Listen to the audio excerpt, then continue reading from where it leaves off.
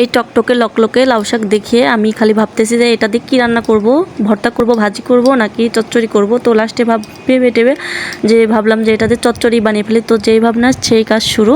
তো চচ্চড়ি বানানোর জন্য আমি প্যান চুলাতে বসিয়ে দিয়েছি, দিয়ে দিলাম সরিষার তেল পরিমাণ মতো। চচ্চড়ি বানানোর জন্য আমি কিন্তু সরিষার তেলটি ব্যবহার করছি। সরিষার তেলের মধ্যে দিয়ে দিলাম একটু জিরে, তারপর দিয়ে দিলাম শুকনো লঙ্কা, দিয়ে তারপরে নাড়াচাড়া করে নিচ্ছে। এখন নাড়াচাড়া করার পর এবার দিয়ে দিচ্ছি 2 রকম সবজি পছন্দ মতো কেটে রাখছিলাম, আলু আর ঝিঙে।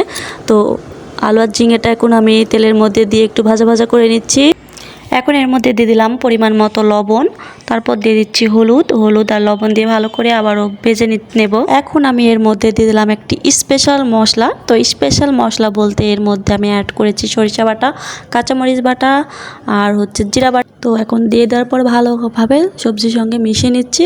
তারপরে এখন আমার সেই কচি কচি টাটকা লাউয়ের শাকগুলো এখন আমি এর মধ্যে দিয়ে ভালো করে নাড়াচাড়া করে মিশিয়ে নেব।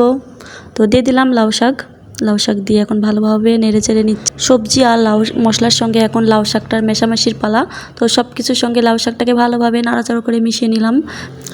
মিশিয়ে নেওয়ার পর এখন নাড়াচাড়া করতে করতে দেখছি এর মধ্যে থেকে জল অলরেডি ছেড়ে দিয়েছে। তো জল ছেড়ে দেওয়ার পরে আমি একটু ঢাকনা দিয়ে ঢেকে রেখে রান্না করে নিলাম। তারপরে জল শুকিয়ে যাওয়ার পর আমি আবারও একটু সামান্য জল অ্যাড করে দিলাম।